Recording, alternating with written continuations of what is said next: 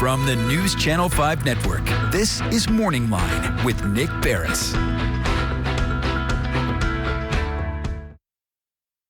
Good morning, everyone. Thanks for joining us on MorningLine. Nick Barris here, coming to you on a Wednesday. And have you noticed things have certainly warmed up? You know, it was just a few weeks back that we had snow on the ground, and it was so bad I couldn't drive back to Wilson County. I had to stay at a hotel to do the news coverage during the days for 3 straight days because it was freezing. One day it was down to 11 degrees, and here we are now. Today, Leland and Nikki D saying the temperatures are going to get up into around 70, 75 degrees with it, maybe some severe weather tomorrow. But the bottom line on this, did you happen to go to your favorite gardening center this past weekend? And yes, was it crowded? Everyone's getting that spring fever, and part of that, I think, goes with getting your garden set up. Whether or not you're doing flowers, whether or not you're doing a vegetable garden, both, maybe planting some new shrubberies, checking out your lawn, all of that. And we thought, look, this time of year, it's probably busiest for folks when it comes to their gardening, efforts. And so we'd have a show on it where we're going to open up the phone lines. If you're like me, someone, one, you may not be like me. You may be just a complete beginner that wants to start a garden, and we'll take real basic questions. I've gardened for years, but I still have questions and still expand my horizons. If you have questions or comments this morning, you're invited to join us, either calling into the show, 737-7587. We're also streaming live right now on Facebook at newschannel5.com. I'll be monitoring that. If any of you want to ask any questions there, be it from fertilizer to what kind of shrubs to plant here or there and what needs full sunlight and what doesn't, message me there and I'll share it with our guests. And let's join them now. They've got quite a setup. We're going over to Bates Nursery over there on Whites Creek Pike with us, the namesake himself, David Bates. And I understand, David, you're joined also this morning by Melissa McKay, who may be able there in the greenhouse to give us some demonstrations. Good morning to you, sir. And is this the busiest time of year for you? Yes. Yeah, in a word, yes. In a word. It is not just busy, it's crazy busy. But yes, we're appreciative of that opportunity, but this is what we refer to as Christmas time in the garden center industry. You gear up for it, but I'll tell you, it was busy last weekend. I'm sure it is now, and everyone getting rolling. We'll get to some questions and comments, but just off the top of your head, for springtime, and I know you can be busy year-round with different questions for what you do with the different seasons, but what is the primary thing that you're seeing folks deal with? And let's just start maybe with basic gardening come spring, and when do things really start taking off? Is it right about now? Is it too early now for some things? Or is right now the time to get going? Well, if you're talking about planting trees and shrubs, ground covers, those kinds of things, it's a perfect time to do it. And you have no concerns about there being cold weather or anything like that. So there's no frost or freeze issues that are associated with woody ornamentals or other hardy type of landscape plants. The real problems come in where people are jumping the gun a little bit and wanting to get out there and plant warm season vegetables such as tomato plants or peppers or other things like that, or squash, melons, those things. We do provide those for folks right now, but we don't recommend they plant those. Cool season vegetables are totally appropriate now. Broccoli, Brussels sprouts, cabbage, cauliflower, kale, all of those kinds of things are great for the cool season, which is where we are right now. There's no forecast in the foreseeable future of anything like frost or freezing conditions, but it's worth reminding everyone our average last frost date is the 15th of April, not the 15th of March. So while it seems nice and warm and wonderful today, and it is, a word to the wise is just if you're going to buy warm season plants, you need to be prepared to protect them if you're going to plant them early. Yeah, that's great advice. I used to kind of jump the gun because you get so excited. My rule of thumb, which I'm sure you've heard, is wait until April 15th, tax day, to go ahead and plant your tomatoes. By then, you'll be okay. I once did it a week before thinking, oh, it's beautiful, sunny, it's going to be okay. I didn't cover them up, and then we had one last frost before the 15th, and all my tomato plants died. So I know what you're talking about.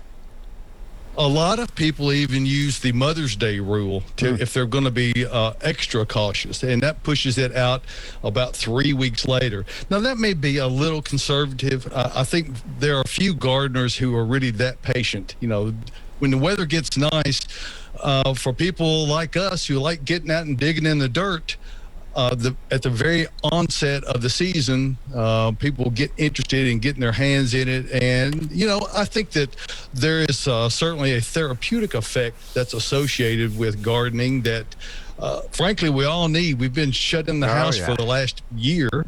And so the therapeutic benefits are, I think, not in question. It's very good, and getting out and getting fresh air and sunshine is always a good thing. Oh, it's great. And then you take pride in what you've done. I think it's fantastic. I've done it for years, and I keep growing and expanding my horizons. What I'm learning now, especially with some new property when we moved, let me ask you a little bit about lawns, all right? And give me a sense. Okay. I know a lot of folks like to cultivate, get the rich lawn. My lawn's a hodgepodge. I have such a large territory. I don't expect to have a great lawn like some of my friends do. But when is the best time to plant the grass seed? I mean, you hear in the spring. Is the fall ideal? And the best way to do it right now, if you have, say, a lawn, but there's patches where clearly you'd like to see it get thicker, what do you recommend? How do you go about doing that? Is now the time to do it? Now's a good time to do that. Fall is the better time to do it. Okay, that's what I've So heard. if you're going to do it now, if you're going to do it now, time is of the essence. You don't want to delay. And if you can either spot seed like you're talking about, maybe do a small amount of cultivation in problem areas or spots that you've got in your yard. Good idea to do that.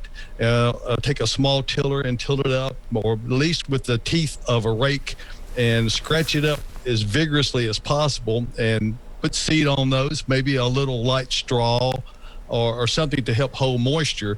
Or you can do an overall aeration if you want to get a more general stand of grass, if it's generally thin. If you just didn't get it done in the fall, that's another thing you can do. Now, the difficulty of seeding grasses, I would contend there's more money wasted on grass seed than there are any other kind of seed. And that's not to say that it's a waste to do it. It's just that if you're not willing to take the proper actions, you may not be getting much, if anything, for your efforts. It's imperative for any seed, be it grass seed or otherwise, to make seed to soil contact. And that's not just lying on the surface. That's, to get it cultivated enough or aerated enough where you have the chance to get that seed down into the soil just enough so that it can, once it germinates, can have some opportunity to be able to hold on and survive. No one would plant tomato plants on a hard ground and broadcast seed. Right. They always dig it up. But for some reason, they think the grass seed will work, and I'm here to tell you it won't. It'll wash away. And by the way, since I've started exploring this, and I hadn't in the past until recently, this is something new for me. Grass seed ain't cheap. All right, it ain't. You think, oh, grass seed. No, it's not. It's not cheap. All right, and so you want to make sure you do it right. No, it is not cheap. Let me ask you this, because I do have some patches, and I try to, get it roughed up, like you say, to get it in there, and I have straw. What do you think of the idea of, in addition to that, if you have an area where there's not as much loose dirt as maybe you would like, one thing I've tried doing, and this is just me coming up with this, I bought a bag of the topsoil or garden soil and threw it into the wheelbarrow, and then I threw the grass seed in there with it, mixed it up, and then what I did is I threw the soil and grass seed onto these patches I've roughed up, thinking that maybe by putting it down with some of this additional soil, it would help cover it if there wasn't enough there. Is that a waste of time, mixing the grass seed with soil? No, it's not. Now, this I will say, now, not all soils are created equal. I don't know what kind of garden soil that you use, but these bag materials that you commonly see around that just says the word topsoil on it, the one ingredient that they don't have in it is, guess what? Topsoil. It doesn't have any soil in it at all. It's just... It's like a mulch or something. Organic material that's been ground up and partially composted. And the problem with that is that it's a sterile growing media. It has no living microbes or anything in it, and consequently, those soils have difficulty germinating weed seeds, let alone grass seeds. So that could be a potential problem depending on what you used. Okay, that's interesting. Well, maybe, and I think I've used both. I had some good soil that I know exactly what you're talking about. It says topsoil, and you open it up, and it's like, that's not really topsoil. But we have to go to a break. But as you said, ideally in the fall is the best time to get that grass seed in, but you can do some early early on now if you have patches, and we can even talk at some point about sod if someone wants to pursue that. I know a lot of folks are into their lawns, but we'll take a break. When we come back, I've got some questions from you for you right now on Facebook and a couple on the phone. The lines are open. You know, you're working on a garden, you've done it before, but you got some question about something that's bugging you. Give us a call right now. David will be here, and if we get a chance, Melissa, if you have an example of something you can do a demonstration for, let me know, and we'll do that as well. We'll be back more with our guest, David Bates, right after this.